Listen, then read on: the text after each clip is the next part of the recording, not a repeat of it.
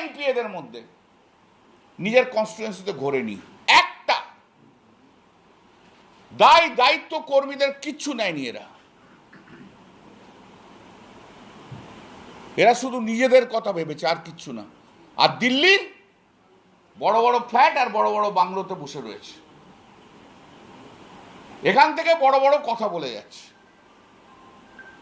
এরা তৃণমূল কংগ্রেসের ওয়ার্কারদের সঙ্গে বিট্রে করেছে। আপনার অভিযোগ 4th মের আগে আছে, ঠিক আছে, 4th মের পর যে ওয়ার্কাররা যারা মার খাচ্ছে, কোনখানে শর্মিলা সরকার যে গেছে এটা আমাকে বলে দিন তো।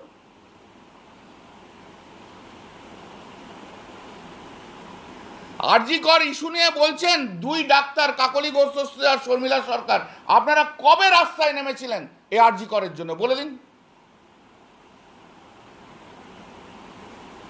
আরজি করের জন্য আমি মিছিলে হেঁটেছিলাম।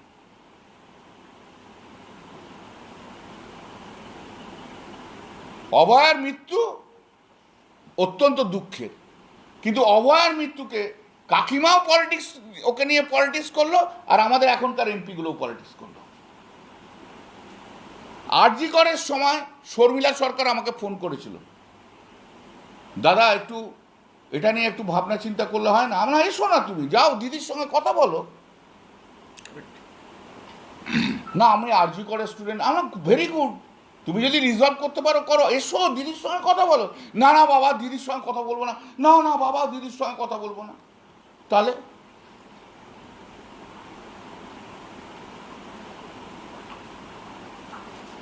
আরজি করে অন্যায় হয়েছে আমরা জানি, আর পশ্চিমবঙ্গ পুলিশ যাকে একজনকে অ্যারেস্ট করেছিল সেই দোষী সাব্যস্ত হয়েছে সিবিআই নেওয়ার পরও। এই যে একটা নতুন মন্ত্রিসভা আসার পর কি একটা সিট ফিট তৈরি করলো, সবাই বললো আরজি করে সব আবার সব বেরোবে। কোর্টে এসে অ্যাপ্লিকেশন করলো ম্যাডাম দেবনাথ, মানে কাকিমা, বিখ্যাত কাকিমা এখন পশ্চিমবাংলা, দিয়ে বললো এই এই লোক ইনভলভ রয়েছে কোর্টে।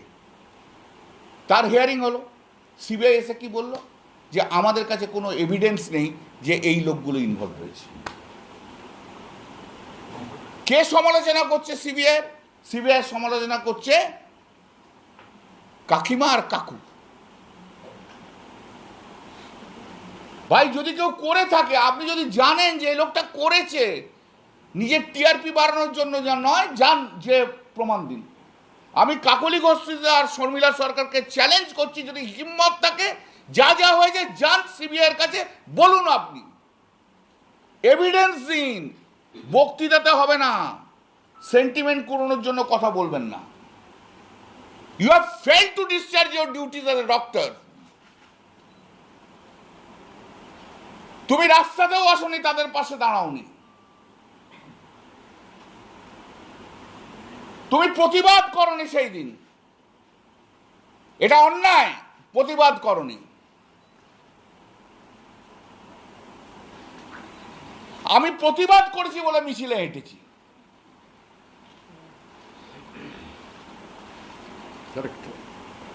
তুমি প্রতিবাদ পর্যন্ত করনি, তুমি রাস্তায় মানুষের সঙ্গে নামনি, তুমি সেদিন বলনি মমতা ব্যানার্জি বিচার চাই। আজকে আরজি কর ইস্যুকে সঙ্গে নিয়ে মানুষের সিম্পাথি করানোর জন্য ওনারা এখন ঝাঁপিয়ে পড়েছে।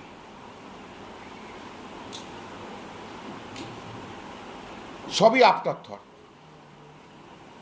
এবং বিজেপি পর্যন্ত সেদিনকে অভয়ের পাশে দাঁড়ায়নি। সেদিনকে যারা এসেছিল অভয়ের মা বাবা অমিত শাহর সঙ্গে দেখা করতে, অমিত শাহ দেখা করেননি।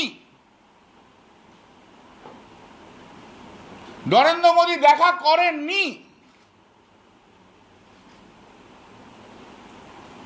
তাদের পাশে দাঁড়ায়নি।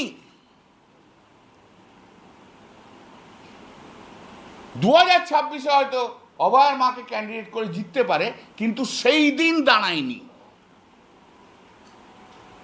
প্রশ্নটা হচ্ছে সেই দিনের কথা, প্রশ্নটা আজকের কথা না। আজকে সেই ঘটনা নিয়ে অনেকে অনেক কিছু বলতে পারে, কাকলি ঘোষরা নিজে চিঠি দিয়ে বলেছিল আমি পার্টির সব পোস্ট থেকে রিজাইন করছি। পার্টির দেওয়া পোস্ট তো চিফ হুইপ, সেটাও তো তাহলে রিজাইন করে। চিফ হুইপ অ্যাপয়েন্ট করে পার্টি, পার্লামেন্টারি পোস্ট না।